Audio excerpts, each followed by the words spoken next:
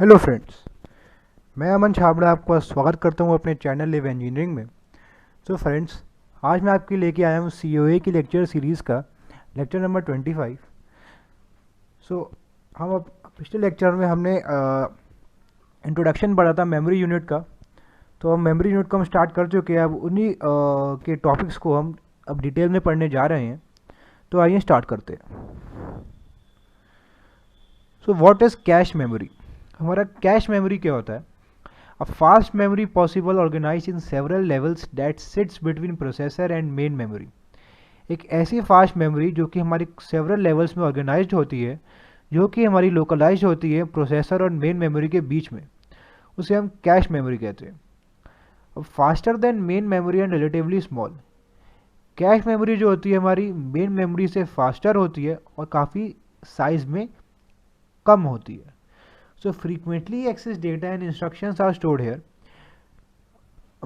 जिस डेटा को हमें फ्रीक्वेंटली या फिर हम मोस्ट ऑफन या वेरी ऑफन हम इसको एक्सेस कर रहे हैं, हम उनको स्टोर कर सकते हैं आपके कैश मेमोरी में। एंड इंस्ट्रक्शंस, उन इंस्ट्रक्शंस को भी, इसका मतलब ये है कि क्योंकि मेमोरी काफ़ी ज़्यादा फास्ट है, इसलिए जिन इंस्ट्रक्शंस हमारे जो इनको हम डेली यूज़ में या काफ़ी ज़्यादा ऐसे डेटा जिसको हम काफ़ी फ्रीक्वेंटली एक्सेस करना चाहते हैं, उसको हम कैश मेमोरी में स्टोर करते हैं। तो cache memory makes use of the fast S RAM technology. Cache memory हमारा जो है फास्ट एस रैम टेक्नोलॉजी को यूज़ करता है। तो ये हमारा डायग्राम है। यहाँ पे आप देख रहे होंगे कि हमारा कैश जो है हमारे अलग अलग लेवल्स में ऑर्गेनाइज है, यानी कि लेवल 1 कैश, लेवल 2 कैश, और ये हमारे जो है लोकलाइज्ड है इन बिटवीन प्रोसेसर यानी कि सीपीयू का है और मेन मेमोरी के बीच में। So what is a virtual memory? एक नेट कॉन्सेप्ट है। So a technique used by the operating system to provide an illusion of very large memory to the processor. So ऐसी एक टेक्निक जो कि यूज़ करी जाती है ऑपरेटिंग सिस्टम के द्वारा to provide an illusion. Illusion मतलब एक हमारा इमेजनरी या फिक्शियस कॉन्सेप्ट है, of very large memory to the processor. मतलब अगर हमें कोई डेटा या ऐसे कोई बहुत लार्ज स्पेस की रिक्वायर्ड है अपने सिस्टम में किसी चीज़ को स्टोर कराने के लिए, और अगर हमारे पास वो चीज़ उतनी स्पेस हमारे पास जो है कैश मेमोरी या फिर हम कहें रैम में या मेन मेमोरी में हमारी अवेलेबल नहीं है, तो हमारा ऑपरेटिंग सिस्टम क्या करेगा, वो हमें एक ऐसा इल्यूजन दिखाएगा, ऐसी एक इमेजिनरी कॉन्सेप्ट दिखाएगा कि वो जो है स्पेस को क्रिएट कर रहा है रैम में हमारे डेटा को स्टोर करने के लिए, लेकिन वो ऐसा नहीं होता है। तो it is a concept not real. इसका मतलब ये है कि वो हमारे डेटा को जो है बल्कि मेन मेमोरी में हमें शो कर रहा है, लेकिन मेन मेमोरी स्टोर ना करके वो हमारे सेकेंडरी मेमोरी में स्टोर कर देता है, और जब हमें रिक्वायर्ड होती है तो सेकेंडरी मेमोरी से वापस रिट्रीव करा के हमें हमारा डेटा अवेलेबल करवा देता है। सेकेंडरी मेमोरी क्योंकि काफ़ी लार्ज इन साइज होती है, इसलिए वहाँ पे हमारा डेटा इजीली स्टोर हो जाता है। So program and data are actually stored on secondary memory that is much larger, and transfer parts of program and data from secondary memory to main memory only when needed। अब जब भी हमें उन parts या उन programme या data की requirement होगी तो सेकेंडरी मेमोरी से हम ट्रांसफ़र कर सकते हैं मेन मेमोरी से, मेन मेमोरी में जब भी हमें उनकी रिक्वायरमेंट होगी। Now how a memory chip looks like. हम इतने पिछले लेक्चर से हम मेमोरी यूनिट में मेमोरी मॉड्यूल की है और अलग अलग टाइप की मेमोरी सिस्टम की बात कर रहे हैं। तो अब हम देखते हैं कि एक मेमोरी चिप जो होती है वो असलियत में दिखती कैसी है। अब नेक्स्ट स्लाइड में हम देखेंगे कैसी दिखती है। So memory cells are organise in the form of an array. So memory chip में हम मेमोरी सेल्स को ऑर्गेनाइज करते हैं, जो कि स्मॉल स्मॉल सेल्स होते हैं जिन्हें ऑर्गेनाइज करते हैं एरे के फॉर्म में। सो फ्रेंड्स, ये है हमारा एक मेमोरी चिप का डायग्राम, जिसमें आप देख पा रहे होंगे कि हमारा एक मेमोरी चिप है, इसका साइज़ है 8x4, यानी कि 8 बिट एड्रेस लाइन है और 4 बिट डेटा लाइन। ये हम पिछले लेक्चर में पढ़ के आ रहे हैं कि 8 मतलब क्या होगा यहाँ पे, 4 मतलब क्या होगा। सो अगर हम बात करें एड्रेस डिकोडर की, ये भी हमें पता कैसे, हम पहले के लेक्चर से पढ़ चुके हैं, क्योंकि अगर हम 8 को 2 की पावर में रेस करते हैं तो हमारा 2 की पावर 3 आएगा, और यानी कि यहाँ पे वैल्यू एक्सपोनेंट की 3 हुई, इसलिए 3x8 का डिकोडर हमें रिक्वायर्ड होगा। तो यहाँ पे हमने एड्रेस डिकोडर लगाया जो कि एड्रेस को डिकोड करेगा, यानी कि A0, A1, A2 ये हमारे एड्रेस लाइंस है, और W0, W1, W2 so on W7, ये सब हमारे सिग्नल्स है। और ये सब हमारे एक एरे के फॉर्म में हमने इन सेल्स को कनेक्ट कर रखा है सेंस एंड राइट सर्किटरी से।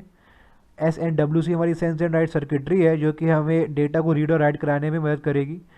RNW हमारे रीड राइट सिग्नल इशू कर सकते हैं। और CS जो होता है, CS मतलब चिप सेलेक्ट, जो हमने पिछले लेक्चर में पढ़ा है, जो कि हमारा मदद करेगा हमें कोई भी एक इंडिविजुअल सेल को, एक इंडिविजुअल चिप को सिलेक्ट करने में। So every memory cell holds 1 bit of data. So हर एक मेमोरी सेल जो होता है 1 बिट ऑफ डेटा को स्टोर कर सकता है। Present day VLSI technology allows 1 to pack millions of bits per chip. VLSI मतलब हमने पहले पढ़ा है कि very large scale integration technology अब प्रेजेंट के टाइम में हम यूज़ कर रहे हैं, वो हम अलाउ करती है हमें millions of bits of data को एक चिप में पैक हम इजीली कर सकते हैं। Memory module use in computer typically contains several such chips. एक ऐसा मेमोरी मॉड्यूल जो कि कंप्यूटर में यूज़ कर रहे हैं टिपिकली, वो हमारी ऐसी काफ़ी सारी चिप्स को यूजुअली कंटेन कर सकता है।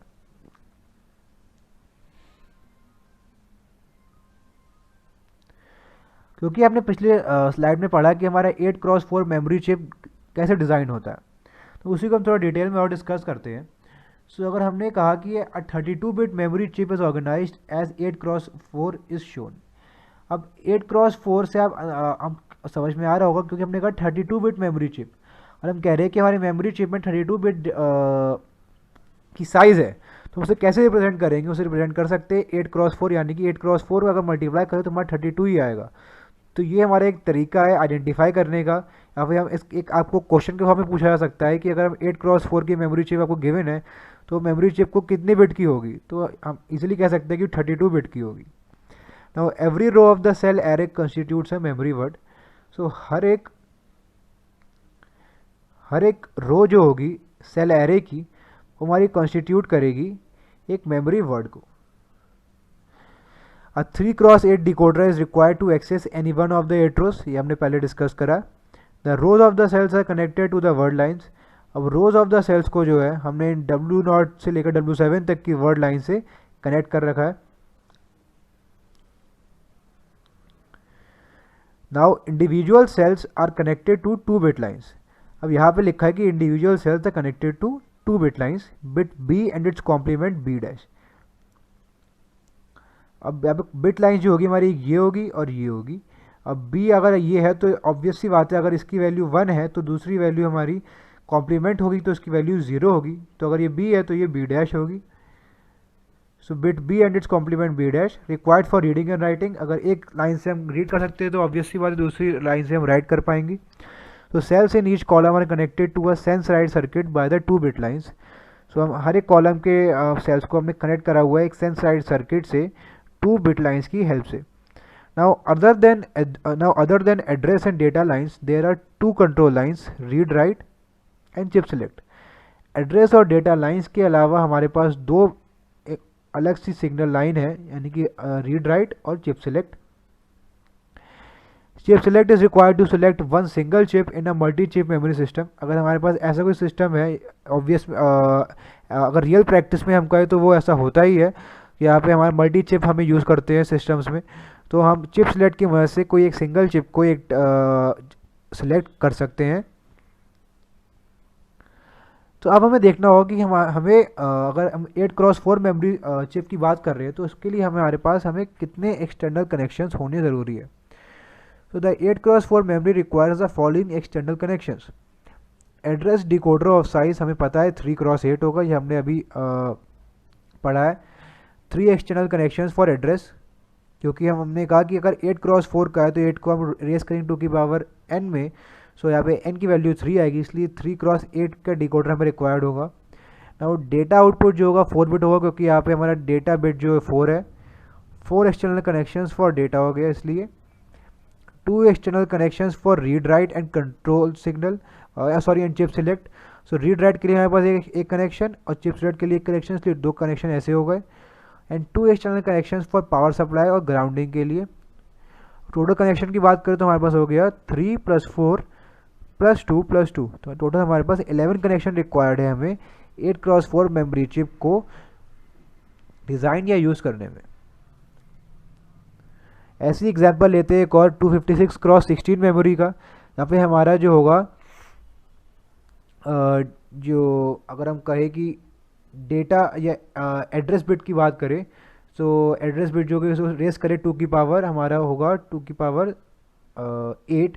सो 8 बिट हमारा एड्रेस बेस होगा, एड्रेस बस।